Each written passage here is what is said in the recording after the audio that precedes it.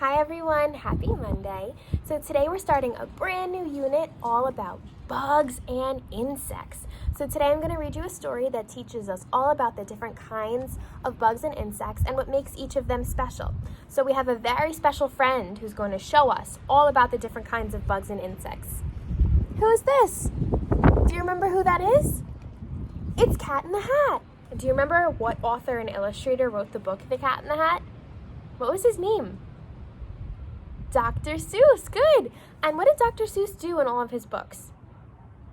What made his stories so special? He used lots of words that rhyme. Good remembering, friends. So when we read this story, let's pay close attention and see if we can find some rhyming words. Do you think we can be rhyme detectives? Give me a thumbs up if you're ready. Awesome. So this is On Beyond Bugs, All About Insects by Tish, Rabe.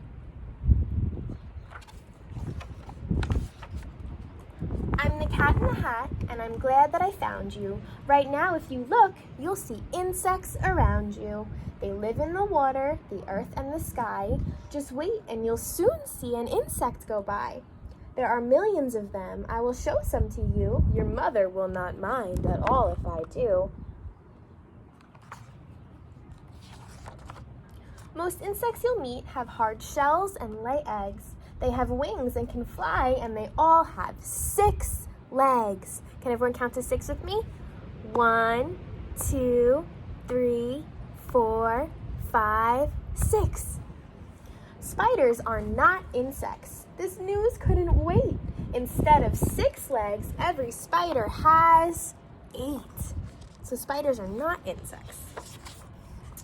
If you look at an insect up close, you will see that its body's in parts, and each insect has 3.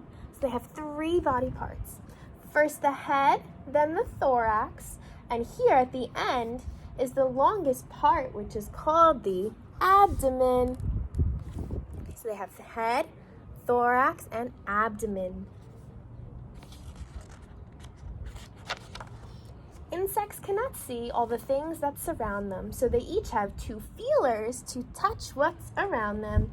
An insect has feelers on top of its head. Some look a lot like a thin piece of thread, while others look much more like feathers instead. So sometimes those feelers are also called antennae. Everyone show me 2 antennae. Watch an insect and see all the things that it does. Some can swim, jump, or crawl. Others chirp, or they buzz. Who buzzes? What kind of insect buzzes? A bumblebee.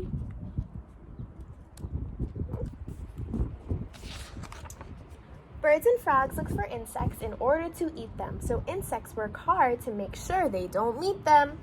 Some, like this wasp, have bright colors that say, "Don't come near me, I'll sting you, so just stay away." This moth's wings are colored to look like the tree it's resting upon so that no one can see. So what's that called? When an animal or an insect blends into their surroundings. They're camouflaging. Good, so moths can camouflage. This spittlebug sits and he spits out a bubble. It's wet and it's cool and can save him from trouble. For when he's all covered in bubbly foam, if a hungry bird comes, it thinks nobody's home. So he's hiding. Here is a riddle I learned from my mother. How is a skunk and a ladybug like one another? What do you think a skunk and a ladybug have in common? Let's see. When danger is near, it is easy to tell. They suddenly give off a terrible smell. Did you know that? Ladybugs can give off a stink, just like a skunk. These busy insects are my friends, the ants. They like to eat seeds, other insects, and plants. Ants are so strong, they can lift things that weigh over 10 times their weight. They do it all day. So what are some things that they're lifting? What do you see? Everyone show me your muscles. Good. So if you were as strong as an ant, you would see you could lift up 10 cats in tall hats easily. Could you lift up the Cat in the Hat? Who's next? What insect is this? Watch these honeybees, and I'm sure you'll agree that these bees are as busy can be. Worker bees collect food and they keep the hive clean. They protect it from danger and wait on their queen. When a bee has discovered where food can be found, she goes back to her friends and starts dancing around. First she wiggles, then waggles in circles, and so all the other bees know which direction to go.